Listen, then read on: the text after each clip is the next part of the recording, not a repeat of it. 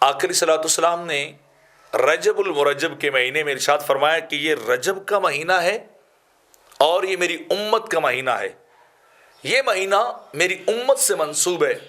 اور اس مہینے کی فضیلت دوسرے مہینوں پر اسی طرح ہے جس طرح میری امت کی فضیلت دوسری امتوں پر ہے. اور پھر آپ نے ارشاد فرمایا کہ یہ شعبان کا مہینہ یہ میرا مہینہ ہے اور اس مہینے کی فضیلت دوسرے مہینوں پر اسی طرح ہے جس طرح میری فضیلت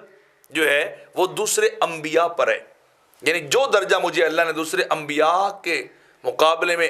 اولا اور اعلیٰ عطا کیا ہے، اسی طرح دوسرے مہینوں کے مقابلے میں اللہ نے شعبان کے مہینوں کو بھی اعلیٰ درجہ عطا کیا ہے. اور تیسری بات میرے آقا علیہ السلام نے فرمائی کہ رمضان المبارک کا مہینہ یہ اللہ کا مہینہ ہے، یہ رب کائنات کا مہینہ ہے. اس مہینے کی نسبت خالق ذوالجلال کی طرف ہے اور اس کی فضیلت دوسرے مہینوں پر اسی طرح ہے جس طرح اللہ تعالیٰ کی فضیلت اس کی مخلوق پر ہے. جیسے مخلوق کا تقابل اللہ سے نہیں ہو سکتا، خالق اور مخلوق کا کمپیریزن کبھی نہیں ہو سکتا، تو اسی طرح رمضان کا مہینہ اتنا بابرکت ہے کہ یہ دوسرے مہینے اس کے ساتھ کبھی مل ہی نہیں سکتے،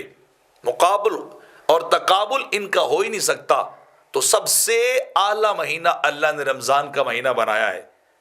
سب سے اولا مہینہ اللہ نے رمضان کا مہینہ بنایا ہے، سب سے بابرکت